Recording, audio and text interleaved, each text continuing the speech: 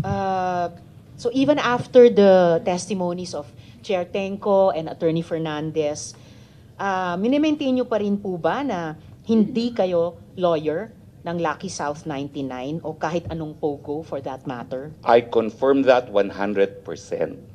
And the reason po is, dala-dala ko po ngayon ng mga dokumento.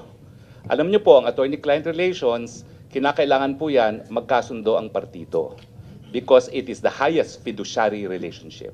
Kaya nga po yung tinatawag na attorney-client privilege, miski dito po sa Kongreso, hindi nyo mapapakontep kapag na-invoke yan attorney-client privilege. At sa totoo lang Within po, certain limitations, of course. at sa totoo lang po, sana kinuha po ako ng Lucky Star na abogado. Bakit po? Dahil yung raid sa PORAC, unconstitutional po yan. Nag-raid po sila, kumuha sila ng warrant of arrest galing sa Bulacan judge outside of jurisdiction. Excuse me, sige. Well, Hindi natin ano na ini-investiga po? yung raid. We are investigating Yes, the ma'am, but I'm POGO. just saying, So, kasi- please just make your Yeah, answer mabilis to lang this po. short. Kasi Yes. it was actually just a yes or no Ma'am, question. but ma'am, let us be fair because you have been insinuating I am a lawyer for Lucky South. That is why... Excuse me, the chair has not been insinuating anything. The chair and the members of the committee have been asking questions based on the testimonies, sworn testimonies of PAGCOR Chair Tenco, Attorney Fernandez of PAGCOR, and other resource persons. So the resource person will not impute any insinuation to the chair. Will please just answer the questions. The chair has given the resource person okay, Your Honor, leeway then, to answer in the the questions. interest So of please answer fairness, properly. may I be allowed to dispute then the statement of the prior resource person? We will get to that in the Okay, course so of the question question again, of the Madam Chair, is...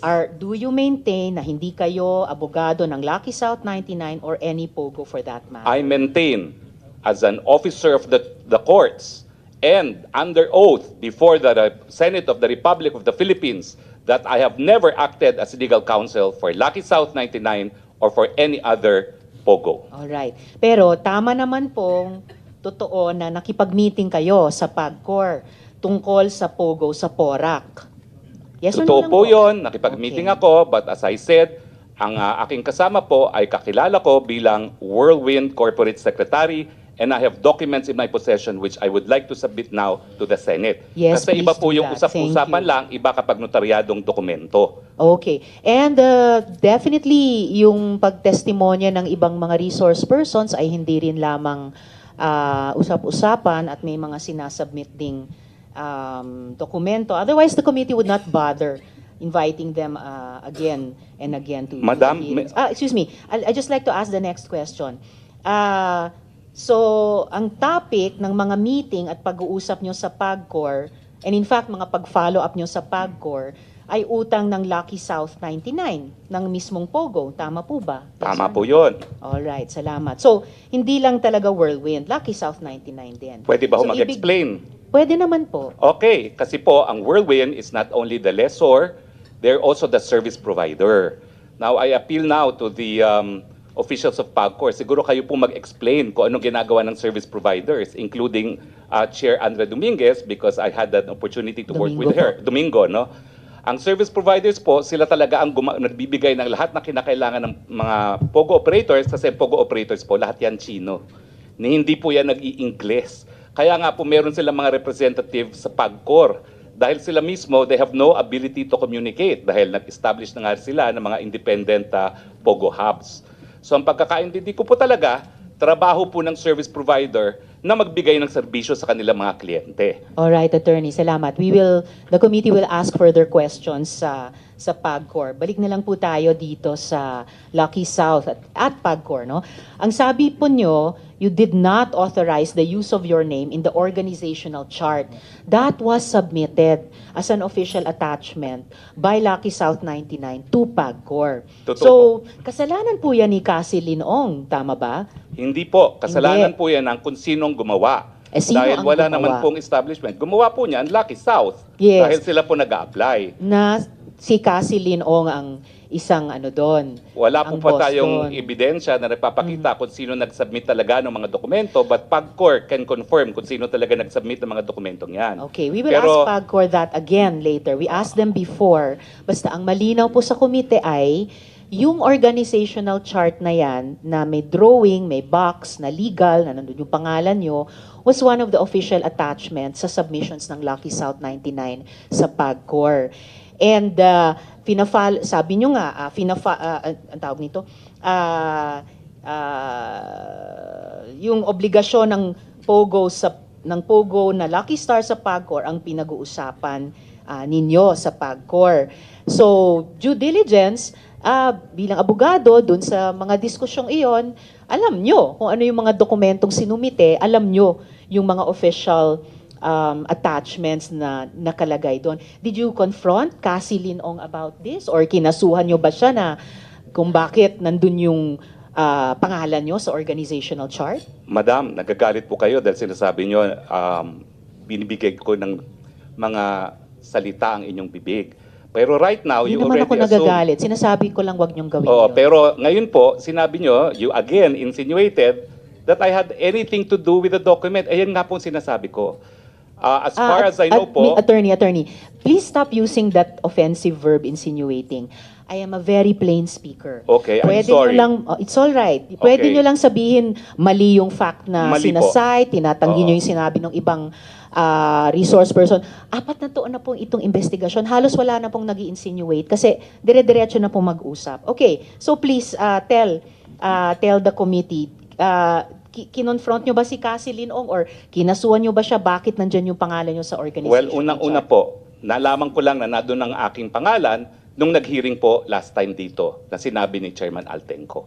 Pero bilang abogado and naging professor ng constitutional law, I'm familiar with the rules of the Senate. And the Senate says that in proving facts, the rules of court apply in the suppletory character.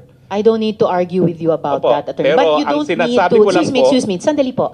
You don't need to tell the committee what the rules of the Senate are. Well, I'm just Please citing just po. answer our question. You don't My need to answer cite, po it's not is necessary. that document is only evidence of its existence. Pero para patunayan po yung katotohanan na nakalasaad sa dokumentong yan, dapat meron pong testigo na nakakita ng ginawa yung dokumentong yan, o di naman kaya testigo ng gumawa ng dokumentong yan, o di naman kaya yung testigo na pumirma ng dokumentong yan. Actually, Pag as wala I po said yan, earlier, hindi po siya po No, pwede. excuse Ma'am, me. excuse me No, kasi... no, excuse me, Attorney Roque. I'm sorry, madam, but Yes, I am a it's all resource right. person invited. Yes, you are. I was Wait. asked Let me to finish. answer. Yes, you Hindi ko po already maintindihan, answered in excess. Kapag gusto niyo Sandali akong po. tumigil, papatigil niyo ako kapag ako nag-explain. Yes. I thought we were engaged in the search for the truth. Oh, definitely we are. Attorney Roque, what I am Chair, saying, Madam yes, and Chair. Sherwin. Attorney Roque, please be reminded to respect the chairperson. I'm very respectful, Madam Chair. Paano respectful na nagsasalita siya, sinasabayan mo siya? I apologize, Senator Gatchalian. One more, I and apologize. I will cite you in contempt. And if you disrespect the chairperson, we'll be compelled to cite you in contempt. I understand and I apologize. Mo naman Your Honor. sabayan siya, nagsasalita siya, siya ang chairperson. Okay, Your Honor. I understand. I apologize. Salamat, Sen. Sherwin. At salamat, Attorney Roque, sa apology nyo kay Sen. Sherwin. All I'm saying is, there is no need for any resource person to cite the rules of the Senate to a Senate committee. We know that. So please just answer the questions which are being asked of each resource person at length with an embarrassment of time para masagot nyo yung mga tanong. But please stick to the topics and do not lecture a Senate committee about the rules of the Senate committee. We know that. We correct ourselves kapag lumalabag kami doon. So, I suppose your answer is hindi kayo nagreklamo kay Cassie Linong at hindi nyo siya kinasuhan kung bakit nandun yung pangalan nyo sa chart. As I said, Madam, nalaman ko lang po yung pangalan ko nasa chart during the last hearing.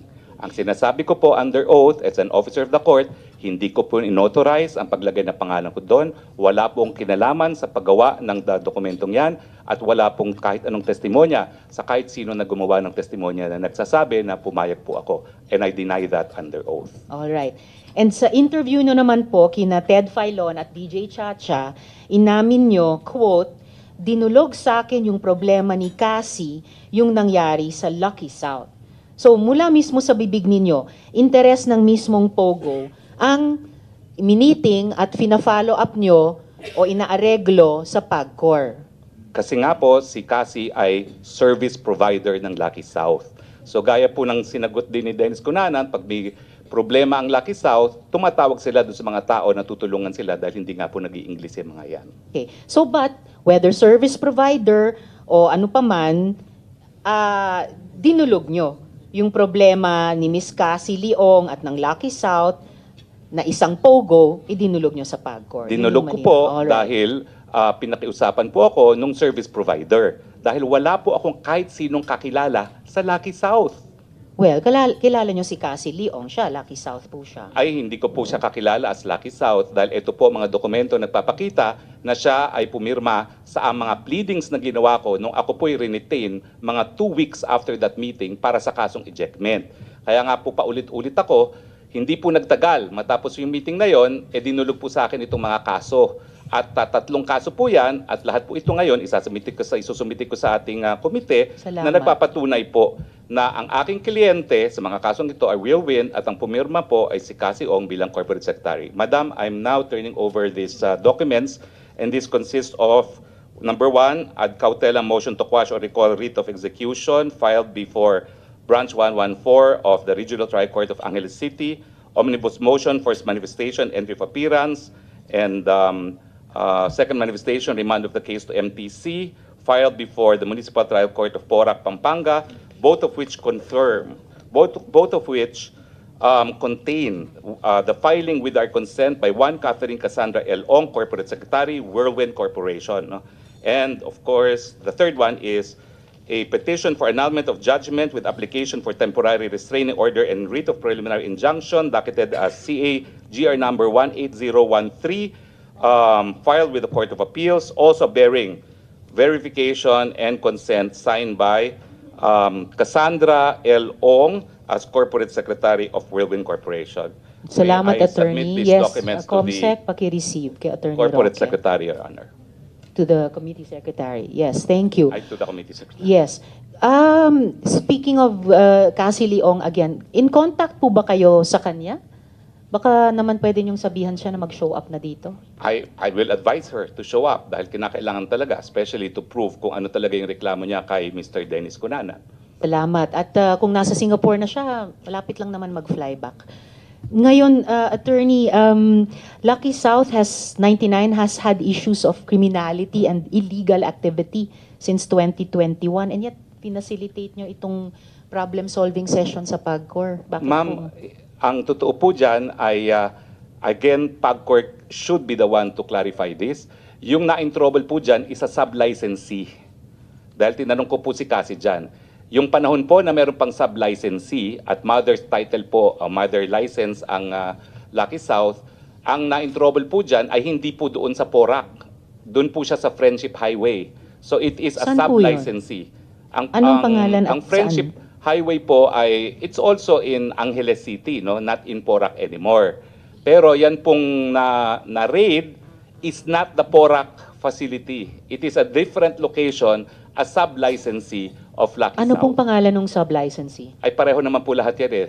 And the PAGCOR officials can confirm this. So it's also Lucky South 99? Well, because ginagamit po nila yung lisensya dahil nung unang panahon, allowed po ang mga sub-licensee at nandiyan naman po ang past and present leadership ng PAGCOR.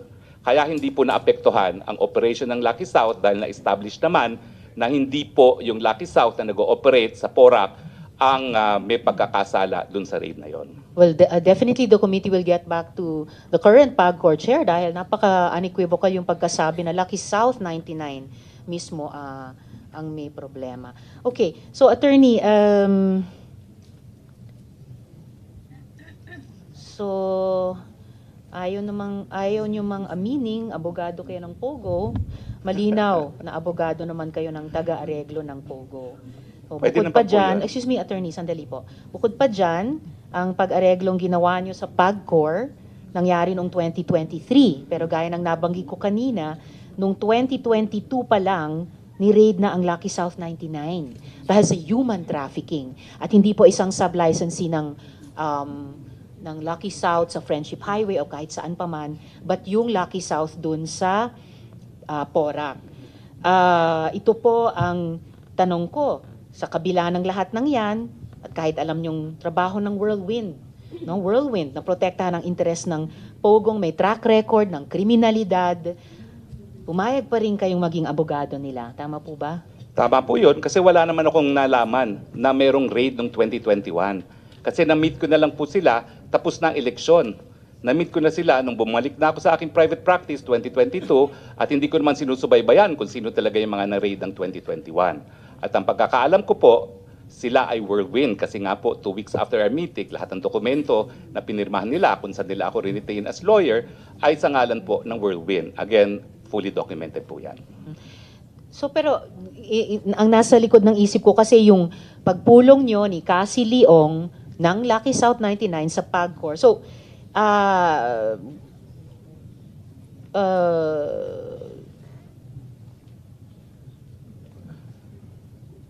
inaamin nyo po ba na ang pag-areglo nyo sa PAGCOR ay para sa Lucky South 99 at hindi para sa Whirlwind lamang? Hindi po. Ang aking tinulungan po ay Whirlwind. Kasi noong nga panahon po yan, hindi ko nga po kakilalang Whirlwind bilang isang kliyente. Kakilala ko po sila dahil iniinganyo ko sila mag-invest sa mga energy projects. So yung pagsama ko po sa kanila, well, if we go by the Supreme Court definition of attorney-client, yes, mayroon pong attorney-client relation, pero it was more of an accommodation. Wala po kami engagement, hindi po ako bayad doon. Nagkaroon lang kami ng engagement 2 weeks after dahil nga po dito sa ejectment case na nangyari. So kumbaga, that was part and parcel of my effort to entice them to invest into projects that I'm pushing for renewable energy dyan sa Cebu. At in a time span po of mga 1 year, talaga naman pong, well, frustrated po ako dahil hindi ko rin sila nainganyo. But ang naging suma total po, naging tutor nila ako for renewable energy. At ang decision nila, bago ang pangyayari ng lahat, ay sila magde-develop ng sarili nilang solar farm at magtatayo pa di umano ng isang integrated solar panel manufacturing facility. No? So medyo nainis po talaga ako doon dahil nga ang dami kong oras na ginugol, pero pampalubag loob, ang sabi naman ng Whirlwind, bibigyan ka namin ng shares, founder shares, dahil ikaw ang tutor namin dito sa negosyong ito. Salamat, Attorney. Yun lang yung mga tanong ko sa inyo ngayong araw. But please stay because I'm sure my colleagues will have questions for you. Salamat din po, and again, I apologize. Alam niyo naman po, init ng damdamin. Kasi kung makikita niyo po yung release ng PAGCOR, abay ako dahil naglabi para sa illegal na logo. Hindi naman po yan ang sinabi ni Altenco. I appreciate it, Mr. Altenco. Pero dapat naman po, call your attention of your PR department na nag-issue ng press release.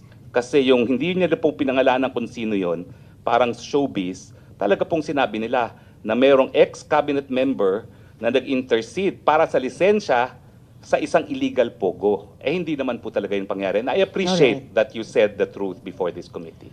Alright, salamat, Attorney. Yung mga side discussions on the side na lamang po. Alright,